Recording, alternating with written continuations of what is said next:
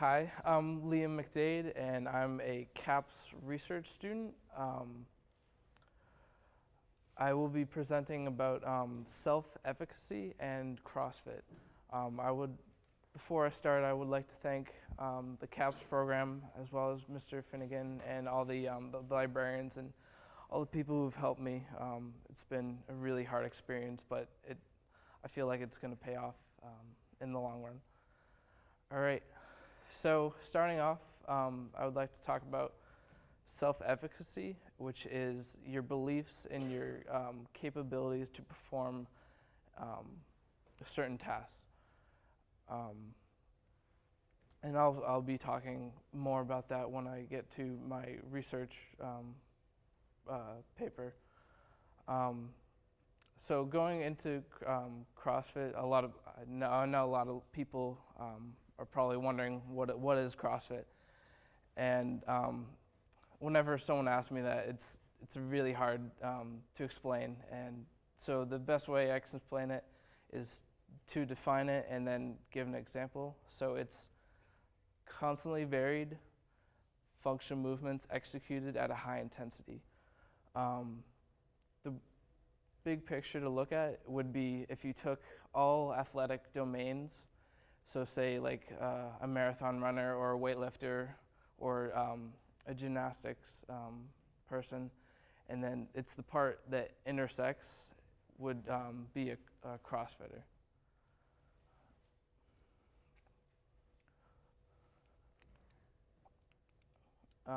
So CrossFit started in 2001 by Greg Glassman. He's kind of like the godfather of CrossFit. And he talks about the methodology of CrossFit is to prepare people to be more prepared for the unknowable. And when I talk about the unknowable, I mean like things that you wouldn't necessarily think that could happen, but you would want to be prepared mentally or physically in your life. So I'm going to talk about three unknowables.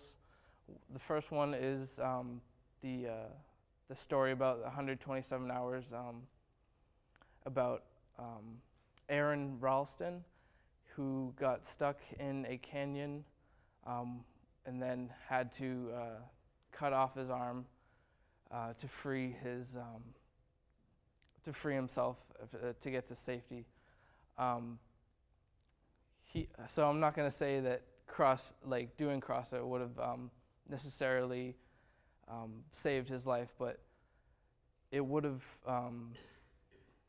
You can see a correlation between doing like constantly varied things that would help him, like say lift the boulder up, or to be better prepared in his knowledge of like what he could do to help him in the situation and better.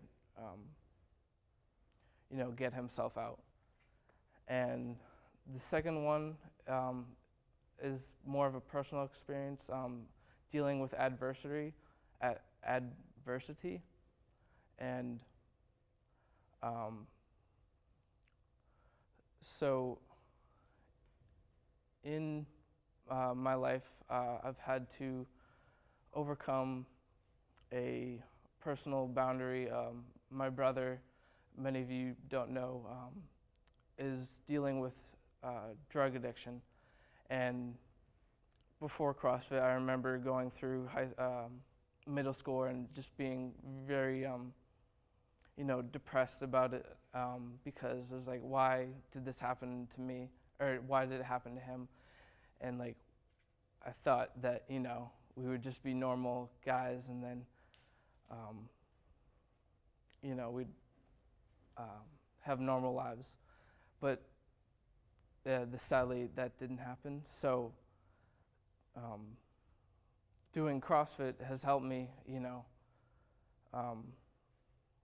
being mentally strong, because by doing CrossFit, I've felt, strong within myself, not just physically, but also like being able to deal with certain situations that I had to be in.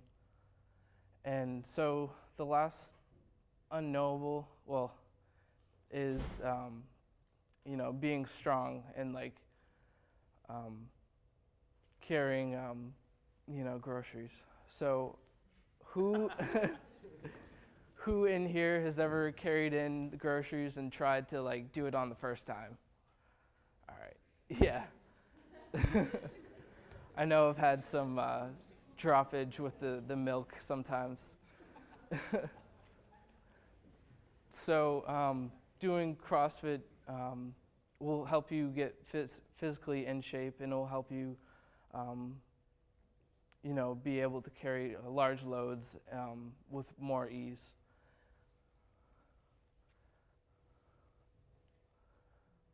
And it will help you also to be in like good body positions to safely, carry the large loads such as like groceries. So as I was going through as I was thinking about CrossFit and how it helped me physically, I also wanted to know like how could it help me in any other aspects, or help any others in any aspects. So for my research paper, I looked into adolescent males and females and their discrepancies between academic achievement and self-efficacy. I saw in some of my classes, I saw that girls were achieving more than the guys. I was wondering why was that, and through some research, I found that a big part of academic achievement relies on self-efficacy, which is working hard to achieve goals. And through a study, in I think Germany, they had students. They tested for self-efficacy, and the girls had twice as much, or almost twice as much self-efficacy, and were performing better in class.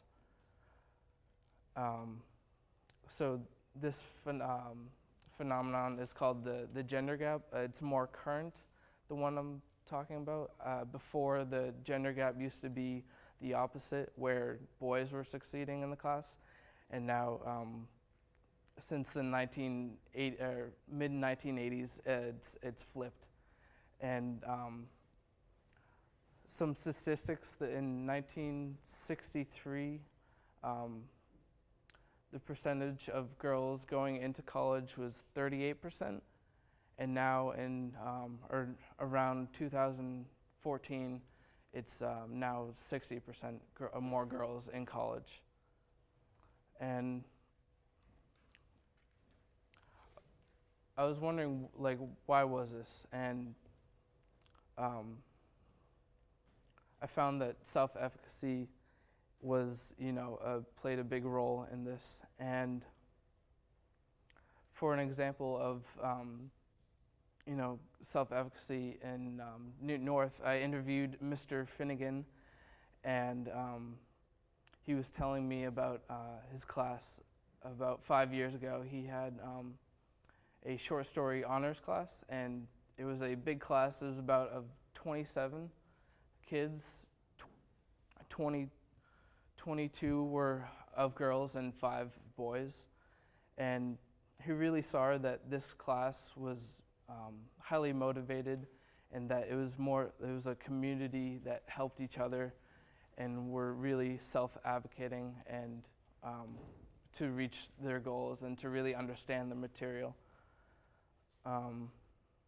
So this sounded to me like a lot of the CrossFit community. I know everyone's like really supportive and like keep going, yeah, you can do it, between workouts. And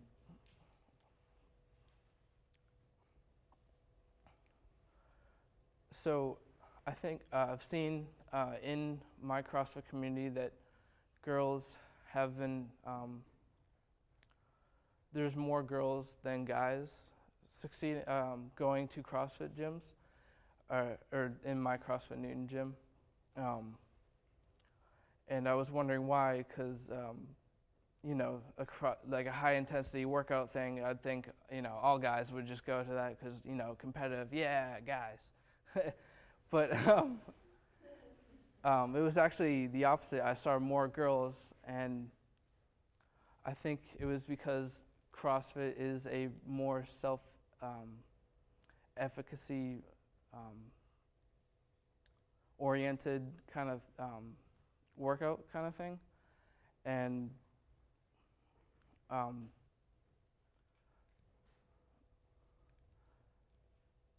that's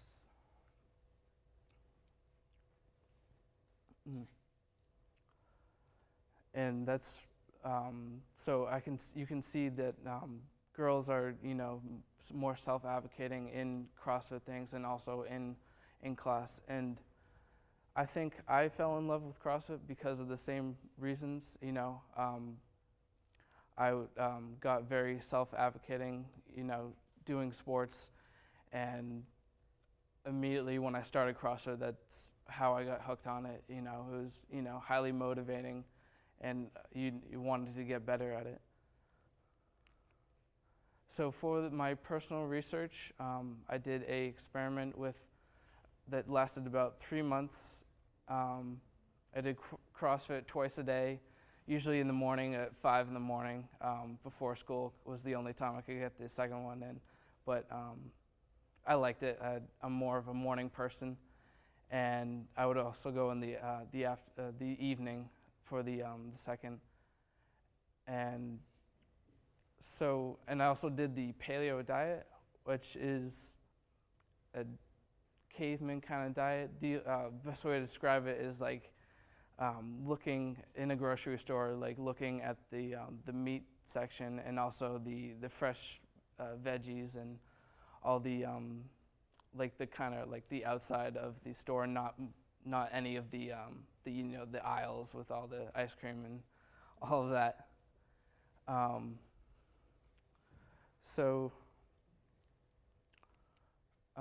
The results were I got more fit. That was me, and when I was around like 10, I remember the one on the left, not the one on the right.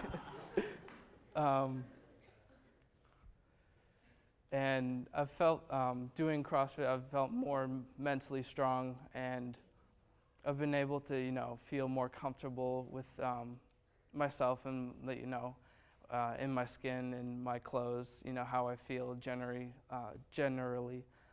day to day. And it's also given me a lot of self-efficacy where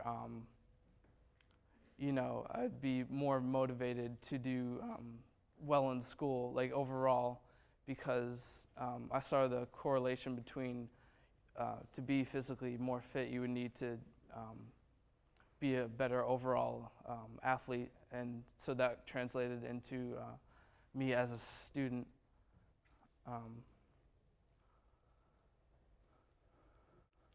So some common questions I get about CrossFit, and it's very expensive. I know to be at a CrossFit gym, and I'm thinking back to my sophomore during a speech class with Mr. Finnegan. I remember that people were asking me, well, how come or how can I afford CrossFit, because I've heard it's you need to spend like $100 extra every day. But so Greg Glassman actually created a website called CrossFit.com, and this is free with all the movements, all explanations, videos, and whatever you need to be able to do CrossFit. So you don't necessarily have to do it in a CrossFit box. You can just do it on your own, with the internet and like in your room. And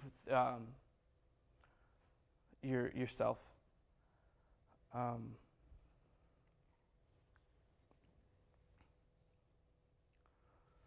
So there's no reason why no one can do CrossFit. It's totally free if you want, but if you want to join an affiliate, you can definitely do that. So another question comes up. So if I don't do the CrossFit at a CrossFit box,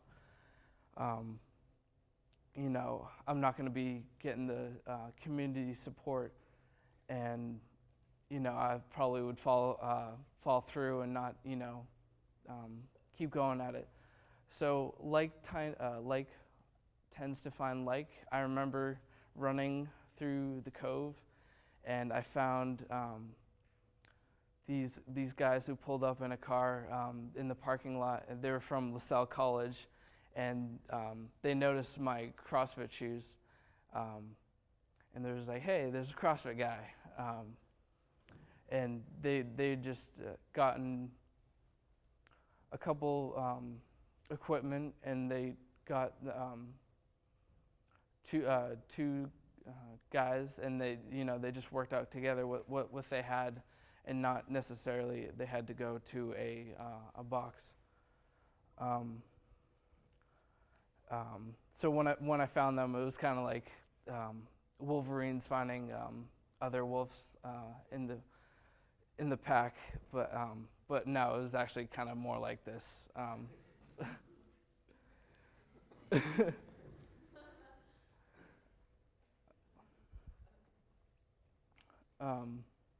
So you can start CrossFit with anyone. You can know. Actually just got my mom into CrossFit, and she was really hesitant about it first because you know she didn't want to be around other people, but she's seen me go through it and see how much confidence I have with it and how it's benefited me. And so I finally convinced her to start going, and she kind of doesn't like it, but just because she complains that she's sore all the time, which happens during the first couple weeks of CrossFit.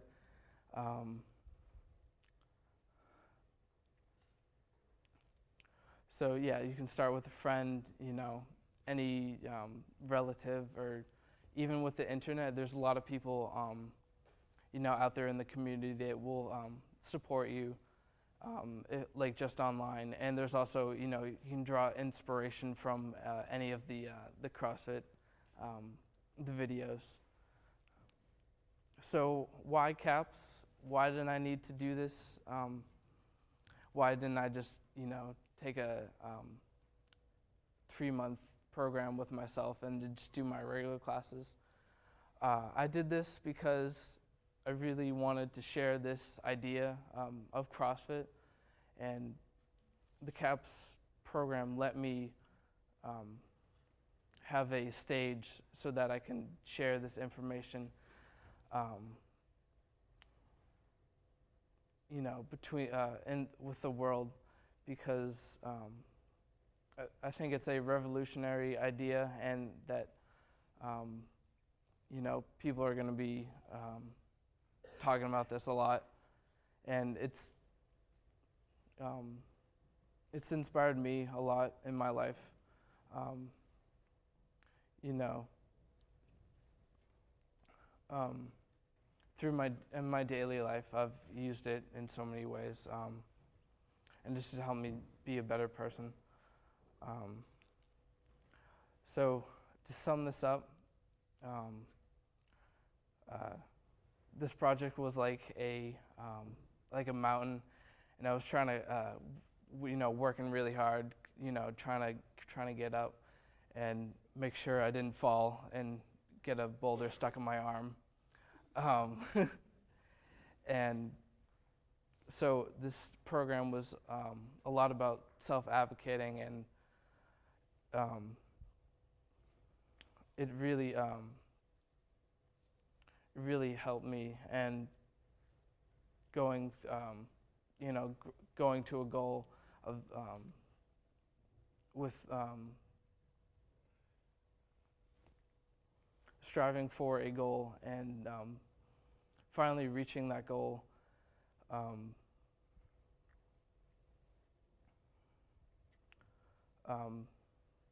Shows that I've had, more self-efficacy from the CAPS program, not only because the program, the 3-month program, but also because of the hard work behind, the research and all the teachers, supporting me. And I finally got to the top, and thank you.